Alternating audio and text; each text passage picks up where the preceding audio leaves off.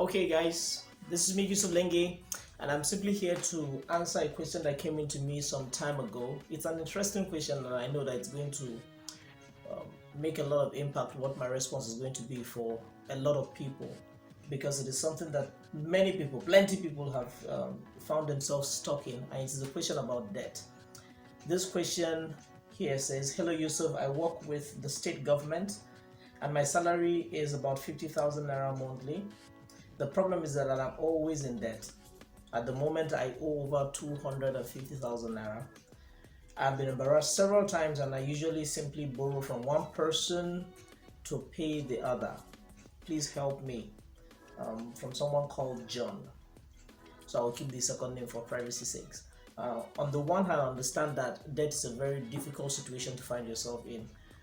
Often we borrow money from people when maybe we have a business step to take, decision to make, but we don't have the money to fund it, and so we take money from one person hoping that that money is going to come out after we run business, and then unfortunately sometimes the money does not come out, or the money comes out but we spend it thinking that we're going to soon get it, and a vicious circle begins. And how do I know this? I know it very well because I have been held up with debt in the past. The first thing I shared with him here is that I first of all made a commitment to get out of debt. You don't just want to go out of debt, you have to really want it, you have to really crave it. You must crave to get out of debt if you're going to get out of debt. It is not enough for you to simply say that, oh, I want to be out of debt.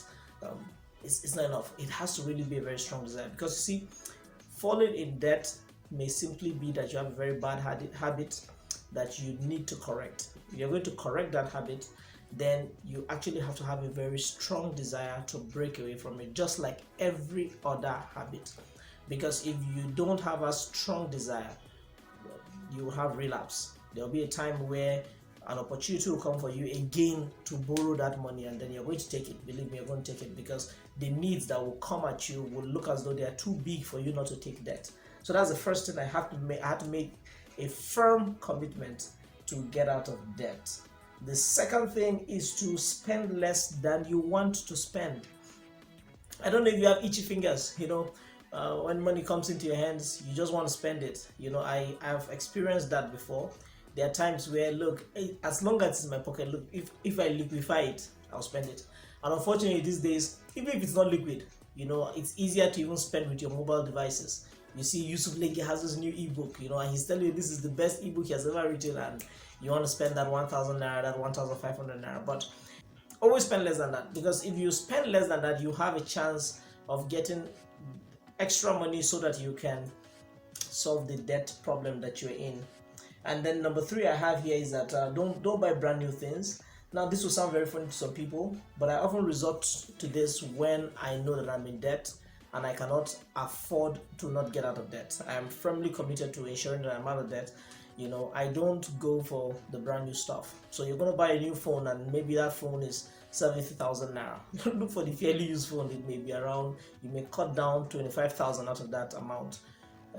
So don't rush that you must go for the latest thing that is in vogue. You must go for the thing that is presently reigning. Don't run for that. And also, I buy things off season. Now, I understand that Nigerians have this strong crave for the latest thing that is in town. The latest phone, the latest vehicle, the latest whatever it may be, latest television set, latest laptop, whatever it is. Look, if you're in debt, if that thing that you have is working, it is good enough for you. You don't have to waste your time trying to ensure that you get what another person has, right? Or get the latest thing in town. There'll always be a latest, and so you will eventually catch up. Number 5 is that don't buy under pressure. Is this not so important? Don't buy under pressure.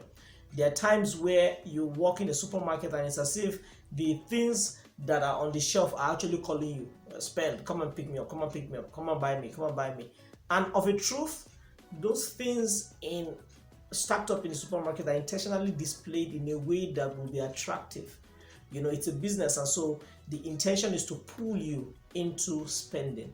So don't buy under pressure. There are times where people will call you and say, look, you need to buy this thing now. If you buy this thing now, your life is going to change. Don't buy under that pressure. Tell yourself, okay, I'll think about it, I'll buy it tomorrow. because when you wake up tomorrow, you'll be under less pressure to spend than you were at the time when the pressure was on. I'll share with you a very interesting story. Some time ago at my workplace, some people came and they did this very brilliant presentation on hepatitis B and hepatitis C, and they told us that you can get it using clippers, sharing clippers in the barbing salon. And now this is true. What they said is completely accurate. But then they went about selling clippers to us. And because of the pressure, guys, I didn't want to have hepatitis B. I bought that clipper. I remember I think I bought it around 4,000 naira or 4,500 naira. Now, it wasn't a sizable amount of money, so it was not really trouble for me. But by the time I got home and I asked for how much that clipper was, I discovered that clipper was actually worth 1,200 naira in the market. I felt duped. It was terrible, more than 100% of what it was. But I bought it under pressure. That was why I spent far more than I should have spent. When my wife asked me how much the clipper was, I told her that the people gave it to us for free, right? I hope she doesn't watch this video. Yeah, but the point is that don't buy under pressure. When you don't buy under pressure, you have a chance of making a more sane decision of purchasing, and then that means that you have more money in your pocket so that you can pay off your debt. Number 6 is that you should learn to call your debtors and explain. When you're owing people, please don't stop picking your phone calls, and please, before they call you, be the one to call them to explain that, look, I thought I was going to pay you in the next 1 week, but I think it's going to take a little bit longer. The money I was expecting did not come in.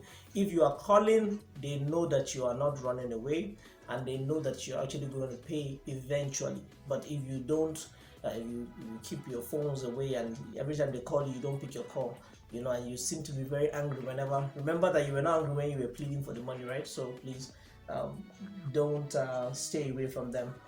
And then lastly, have a spending plan. Now, a lot of people don't want to hear the word budget, but it's very important. It's very important that you budget the money in your hands, that you have a plan as to how you intend to spend the monies that have come to you.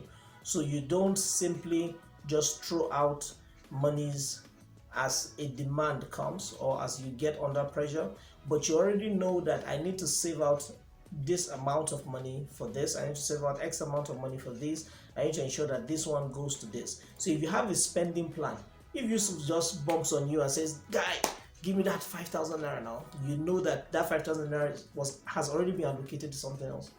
So it will be much easier for you to say, look, I don't have the money at the moment, why don't you wait for so and so time.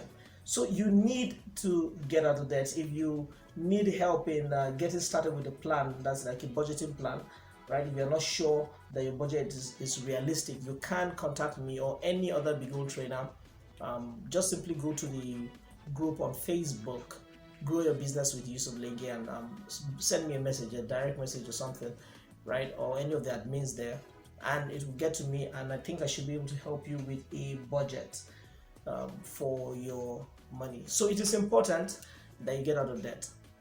Please and please do not stay in personal debt in such a way that it strangulates you and you cannot make progress, because every single time you think about it, there's this money somewhere. Every dime that comes into your pocket is supposed to go to somebody else. Debt can truly be strangulating. Don't allow it to have a chokehold on you.